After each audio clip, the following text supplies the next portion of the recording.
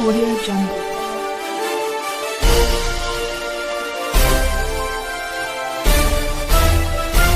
Audio Jungle.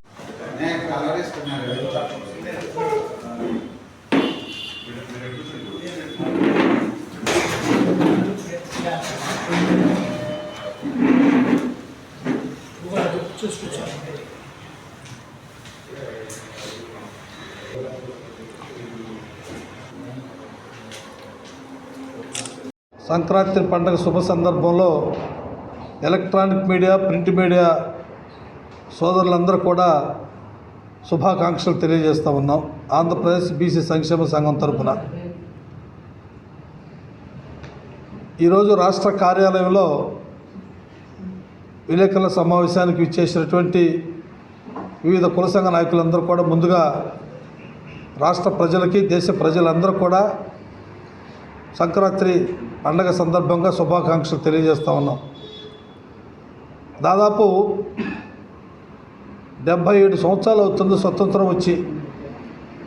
ఈరోజు వరకు కూడా బీసీలకి ఎక్కడేసినటువంటి గొంగడి అక్కడే ఉన్న చందనంగానే ఉందో తప్ప ఏ ఒక్క రంగంలో కూడా బీసీలని ఒక ఓట్ బ్యాంకు రాజకీయాలుగానే వాడుతున్నారు తప్ప ఆయా వర్గాలకి సమస్త రంగాల్లో కూడా న్యాయం జరగాలని ఏ ఒక్క రాజకీయ పార్టీ కూడా ఆలోచన చేయకపోవటం అనేది చాలా దురదృష్టకరమైనటువంటి సంఘటన. ఒక నరేంద్ర మోడీ గారు నేను ఒక ఛాయ్ వాళ్ళని, ఒక పేపర్ బాయ్ని, ఈ దేశంలో ప్రధాని అత్యున్నతమైన పదవిని అలంకరించారు. దేశ ప్రజలందరూ కూడా కష్టపడి కింద స్థాయి నుంచి పై స్థాయికి వచ్చినటువంటి నాయకులు ఈ వర్గాల యొక్క కష్ట సుఖాలు తెలుసు కనుక తప్పనిసరిగా దేశ ప్రధాని అయితే మన కష్టాలు తీర్తాయి అనేటువంటి దేశ ప్రజలందరూ కూడా ఆలోచన చేసి మోడీ గారిని 3 సార్లు ప్రధానమంత్రిగా చేశారు. అయ్యా మోడీ గారు, మీరు దేశ ప్రధానిగా ఉండి ఈ అణగారిన వర్గాలకి, బలహీన బడుగు వర్గాల సంక్షేమం కొరకు మీరు ఏ విధంగా వారికి ఉపయోగపడ్డారో ఒక్కసారి మీరు కూడా ఆత్మపరిశీలన చేసుకోవాల్సినటువంటి అవసరం ఎంతైనా ఉందని చెప్పని మేము అడుగుతూ ఉన్నాం సంఘం తరఫున. ఆ రోజున బీపీ మండలు అమలు చేసే క్రమంలో విపి సింగ్ అంటే ఒక ఆధిపత్య కులాలకు చెందినటువంటి ప్రధానమంత్రిగా అయినటువంటి సందర్భంలో ఈ దేశంలో విద్యా ఉద్యోగ రంగాల్లో 27% రిజర్వేషన్ కల్పించినటువంటి మహోన్నతమైనటువంటి వ్యక్తి విపి సింగ్ గారు. బీసీ కాకపోయినా బీసీల కోసం ప్రధానమంత్రినే త్యాగం చేసినటువంటి వ్యక్తి మరి విశ్వనాథ్ ప్రతాప్ సింగ్ గారు. కానీ నేను బీసీని బలహీన వర్గాలకు చెందినటువంటి వ్యక్తులని చెప్పినటువంటి నరేంద్ర మోడీ గారు మరి బీసీ అయ్యుండి కూడా మరి దేశంలో బలహీన వర్గాలకి ఎందుకు ఈ పరిస్థితి వస్తుందని ఒకసారి వారు కూడా ఆలోచన చేయాల్సినటువంటి అవసరం ఉంది. దేశంలో చట్టసభల్లో బీసీలకి రిజర్వేషన్ సౌకర్యం కల్పించాలని మా యొక్క ప్రధానమైనటువంటి డిమాండ్ కూడా. అందరికీ నమస్కారం. మరి 2025 నూతన సంవత్సరం మరియు ఈరోజు సంక్రాంతి పండుగ పొంగల్ శుభాకాంక్షల్ని మరి రాష్ట్ర ప్రజలకి, అదేవిధంగా దేశ ప్రజలకి, ప్రత్యేకంగా మీడియా మిత్రులందరికీ కూడా తెలియజేయడం జరుగుతూ ఉంది. ఈరోజు మా రాష్ట్ర అధ్యక్షులు కేశవ శంకర్రావు గారు మరి గల్లీ నుంచి ఢిల్లీ దాకా రాష్ట్రం విడిపోయినప్పటి కాడి నుంచి మరి మా బీసీలకి రావాల్సిన హక్కుల గురించి అనేక రకాల పోరాటాలని చాలా స్పష్టంగా మరి రిప్రజెంటేషన్స్ ద్వారా, అదేవిధంగా ప్రజా పోరాటంలో మరి యొక్క నాయకులకి అనేక దఫాల్లో చాలా సందర్భాల్లో కూడా మరి బీసీలకు రావాల్సిన హక్కులు వాళ్ళు ఏవైతే హామీలు ఇచ్చారో ఆ హామీల్ని నెరవేర్చమని చెప్పేసి అనేక సందర్భాల్లో ఈ యొక్క విషయాల గురించి తెలియజేయడం జరిగింది. కానీ ప్రభుత్వాలు, ఏ ప్రభుత్వం వచ్చినా ఈరోజు కూటమి ప్రభుత్వమే కాదు గత ప్రభుత్వాల్లో కూడా బీసీలకి అది చేస్తాం ఇది చేస్తామని చెప్పేదాకే కానీ ఎక్కడ కూడా బీసీలకి రావాల్సిన హక్కులు వాటిపై ఒక స్పష్టతగా ప్రభుత్వాలు అయితే పనిచేయట్లేదని చాలా స్పష్టంగా ఆంధ్రప్రదేశ్ బీసీ సంక్షేమ సంఘం తెలియజేస్తూ ఉంది. ఈరోజు చట్టసభల్లో రిజర్వేషన్లు ఎంత దీనమైన పరిస్థితి అంటే 34% స్థానిక సమస్యల రిజర్వేషన్నే ఇంతవరకు హైకోర్టులో ఏ రకమైన పిల్లేయాలి, ఏ రకంగా దీన్ని ఆమోదించాలి, ఏ రకంగా తెలియచేయాలని ఇప్పటివరకు జరగలేదనేది మనందరికీ తెలిసిన నిజం.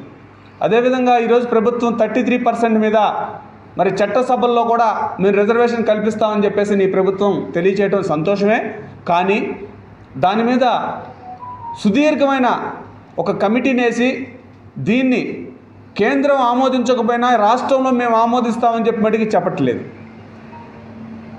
ప్రతి ఒక్క ప్రభుత్వం ఫామ్ అవటం, అసెంబ్లీలో తీర్మానాలు చేయటం, సెంట్రల్ కమిటీకి పంపించానని మా చేతులు దులుపుకోవటం చాలా దుర్మార్గం అని చెప్పేసి వాళ్ళ ఆలోచన విధానాన్ని మరి మేము చాలా స్పష్టంగా తెలియజేస్తూ ఉన్నాం. ఈరోజు మా దరిద్రం ఏంటంటే మాకున్న రిజర్వేషన్ మీదే మేము పోరాటం చేయాల్సిన పరిస్థితులు. మాకేదైతే చదువులో ఉన్న హక్కులు దానికి సంబంధించిన మీద రిజర్వేషన్లు ఆ జీవోల మీద మళ్ళీ కోర్టుకు వెళ్తారు వీళ్ళే. ఈ కోర్టుకు వెళ్ళి మళ్ళీ మేమే ఆ కోర్టు నుంచి మా జీవో మాకు అమలు చేయండి అని చెప్పించుకొని గవర్నమెంట్లో మళ్ళీ అమలు చేసే పరిస్థితికి మా యొక్క స్థితిగతులు ఉన్నాయి. ఇది ఎవరు తప్పుదాం? కేవలం ప్రభుత్వాల తప్పుదమే. ఈరోజు మహిళా బిల్లు పెడతారు, మహిళా బిల్లు పెట్టి మహిళా బిల్లులో మరి బీసీ కోటా ఎంత అని చెప్పేసి తెలియచేయరు. మరి ఈరోజు రాష్ట్రంలో బీసీ సప్లాన్ ఏమైంది, బీసీ బడ్జెట్ ఏమైంది, బీసీకి సంబంధించిన హక్కులు ఏమైనాయి అని చెప్పేసి అని అడిగితే దాన్ని గత ప్రభుత్వం అయితే పూర్తి స్థాయిలో బీసీ ఫైనాన్స్ కార్పొరేషన్ అవ్వచ్చు, బీసీ కార్పొరేషన్ అవ్వచ్చు, ఈ సప్లాన్లు అవ్వచ్చు పూర్తిగా నాశనం చేసిందనేది మనందరికీ తెలిసిన నిజమే.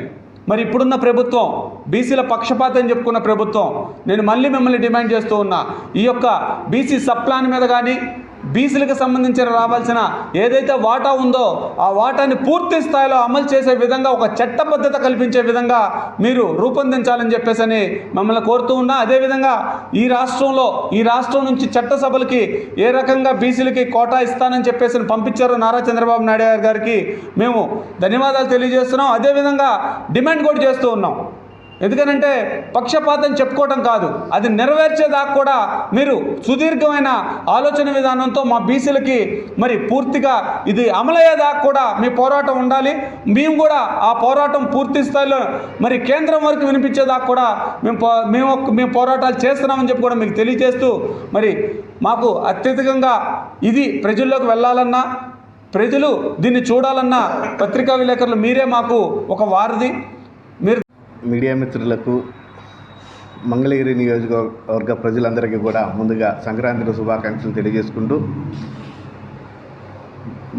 గుంటూరు జిల్లా బీసీ సంక్షేమ సంఘం మా రాష్ట్ర అధ్యక్షులు వారు కేశవ శంకర్రావు గారి నాయకత్వంలో ప్రతి ఒక్క విషయంలో కూడా బీసీలకు ఎక్కడ అన్యాయం జరిగినా ఏ సమస్య వచ్చినా కూడా ముందుండి పోరాడుతున్నాం.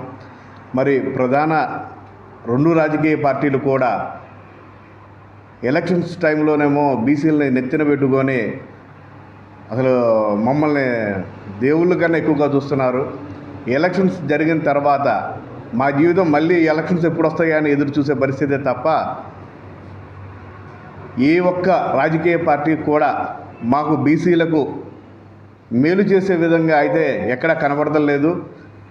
మరి మొన్న ఇదే కూటమి ప్రభుత్వం బీసీలకు ప్రత్యేక చట్టాన్ని ప్రభుత్వం వచ్చిన వెంటనే చేస్తానన్నారు. దాని ఊసి ఇంతవరకు లేదు.